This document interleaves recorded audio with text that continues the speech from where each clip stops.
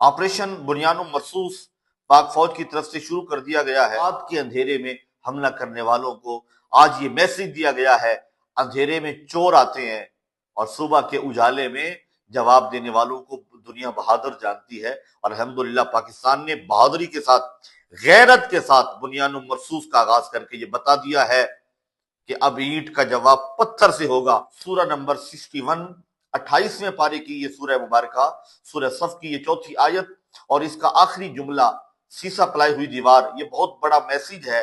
ایک تو یہ ہے کہ آج عسکری اور سیاسی قوت اور عوامی قوت ایک پیج پر ہیں، اور جو عسکری آواز ہے وہی سیاسی آواز ہے اور وہی عوامی آواز ہے۔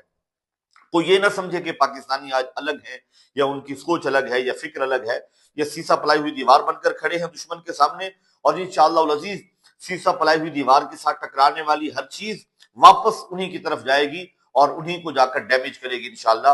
فن کأنہم بنیان مرصوص، جہاد کرتے ہیں صفیں باندھ کر، گویا وہ سیسا پلائی ہوئی دیوار ہے۔ بنیان مرصوص کا جب آغاز ہوا، سیسا پلائی ہوئی دیوار، اور اس آپریشن کا نام بنیان مرصوص رکھ کے ان اسلام دشمن قوتوں کو بھی یہ میسیج دیا گیا ہے کہ جو کہتے ہیں کہ پاک فوج شاید اسلام کی تعلیمات سے دور ہے، ایسا ہرگز نہیں ہے۔ سورہ فتح 1 اور فتح 2 جو میزائل یہاں سے بسم اللہ پڑھ کے چھوڑے گئے ہیں اور وہ اپنے اپنے اہداف پر پہنچے ہیں بحمد اللہ تعالی۔ سائبر اٹیک سے 70% گریڈ سسٹم ناکارہ کر دیا گیا ہے۔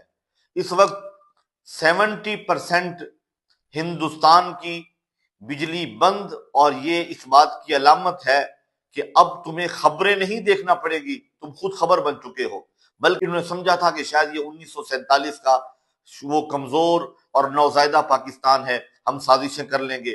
نہیں، آج پاکستان ایک مضبوط طاقت بن چکا ہے، باہمی اتحاد، اجتماعی نظم، فکری ہم آہنگی کے ساتھ یہ بنیان مرصوص، یہ سیسا پلائی ہوئی دیوار دشمن کے آگے کھڑی ہے انشاءاللہ۔ اور یہ جان لیں، آج اگر پاکستان کے عوام آرام سے سوتے ہیں تو اس کے پیچھے وہ وردی ہے جو راتوں کو جاگتے ہیں اور جاگ کر پاکستان کی سرحدوں کی رکھوالی کرتے ہیں۔ پاکستان اس وقت ایک طاقت بن چکا ہے اور وہ انشاءاللہ العزیز دشمن کے دانت کھٹے کرے گا انشاءاللہ۔